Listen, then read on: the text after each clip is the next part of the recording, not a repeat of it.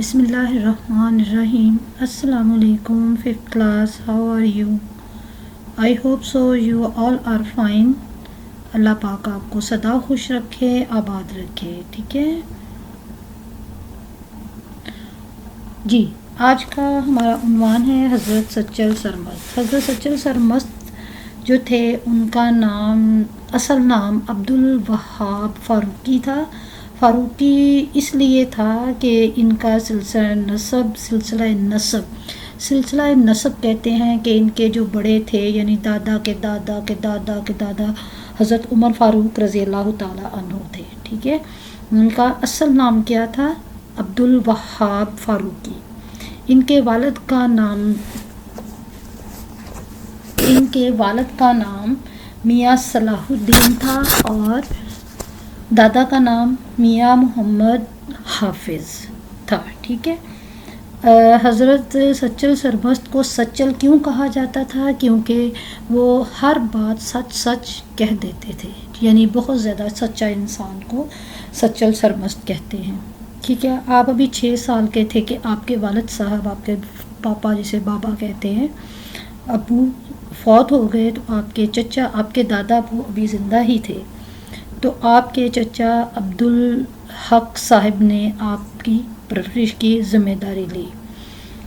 آپ کو انہوں نے قرآن کی تعلیم دلوائی, عربی اور فارسی کی تعلیم دلوائی. حضرت سچل سرمست بچپن میں ہی حافظ قرآن تھے. پھر آپ نے شاعری شروع کی. شاعری کس زبان میں آپ نے کی؟ اردو میں کی, سندھی میں کی اور فارسی زبان میں بھی کی. ٹھیک ہے. فارسی زبان میں آپ کی جو تھا کہ 2 کتابیں ہیں شاعری کی. ایک کا نام دیوان آشکار اور ایک کا نام دیوان خدائی تھا. یعنی آپ کا تخلص جو تھا آشکار تھا. تخلص, کوئی بھی شاعر جو ہے وہ اپنی پہچان کے لیے ایک چھوٹا سا نام رکھ لیتا ہے, اس کو کیا کہتے ہیں؟ تخلص. ٹھیک ہے.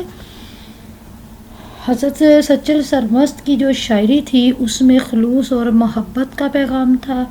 آپ کی زندگی کا مقصد دنیا دکھی انسانیت کی خدمت کرنا تھا. ٹھیک ہے. آپ ہمیشہ ہی امن کو فروغ دیتے رہے, یعنی آپ کی جو تبلیغ تھی, آپ کی جو شاعری تھی وہ امن پر تھی. ٹھیک ہے. چلیں جی, اب ہم اپنا سبق شروع کرتے ہیں.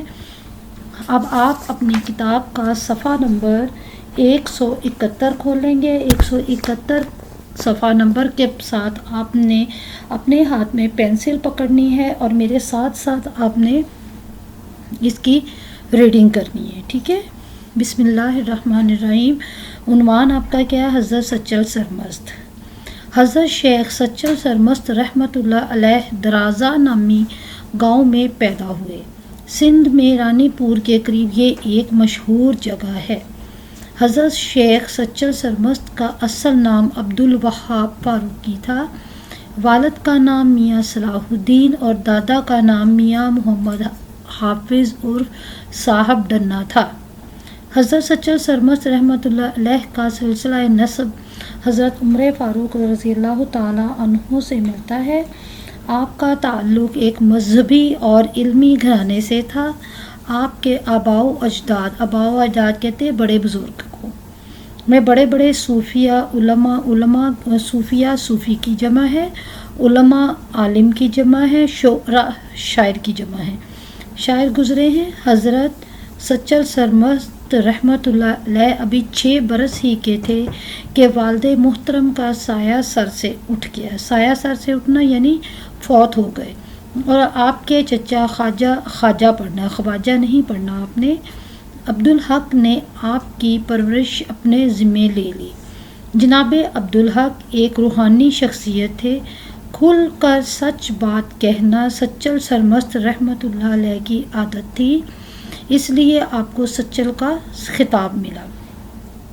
بچپن میں قرآن حفظ کرنے کے بعد آپ نے عربی اور فارسی کی تعلیم مکمل کی.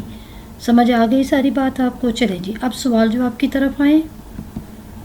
چلیں جی, یہ اب آپ کی اسائنمنٹ کا فرسٹ پارٹ ہے. اس ہفتے کی اسائنمنٹ کا حصہ اول. مندرجہ ذیل سوالات کے جوابات پرچہ پر تحریر کریں۔ آپ کو بڑی اچھی طرح سمجھ آ گئی ہوگی کہ آپ نے کس طرح سے اپنی اسائنمنٹ ایک ویک کی مکمل کرنی ہے۔ اردو کا ایک پیج لیں، اس کے دونوں طرف مارجن لائن ڈرا کریں، اس پہ اپنا نام لکھیں، اپنی کلاس کا نام لکھیں، بیمار سیکشن، مضمون کا نام لکھیں کہ یہ کون سا مضمون ہے، یعنی اردو عنوان کیا ہے، حضرت سچل سرمست۔ اور یہ ہے اب آپ کی اسائنمنٹ نمبر 3 کے پہلے 5 سوالات، ٹھیک ہے، اس ہفتے کی۔ حضرت سچل سرمست کہاں پیدا ہوئے؟ حضرت سچل سرمست درازہ نامی گاؤں میں پیدا ہوئے جو کہ سندھ میں رانی پور کے مقام پر واقع ہے۔ حضرت سچل سرمست کا اصل نام کیا تھا؟ نیز ان کے والد اور دادا کا نام بھی تحریر کرے۔ حضرت سچل سرمست رحمۃ اللہ علیہ کا اصل نام عبدالوہاب فاروقی تھا، والد کا نام میاں صلاح الدین تھا اور دادا کا نام میاں محمد حافظ تھا۔ حضرت سچل سرمست رحمۃ اللہ علیہ کا تعلق کس گھرانے سے تھا؟ حضرت سچل سرمست رحمۃ اللہ علیہ کا تعلق علمی اور ادبی گھرانے سے تھا۔ حضرت سچل سرمست کے والد صاحب کب فوت ہوئے؟ حضرت سچل سرمست جب 6 سال کے تھے تو ان کے والد صاحب فوت ہو گئے۔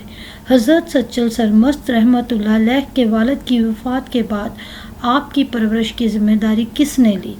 حضرت سچل سرمست رحمۃ اللہ علیہ کے والد کی وفات کے بعد آپ کی پرورش کی ذمہ داری آپ کے چچا خواجہ عبدالحق نے لی۔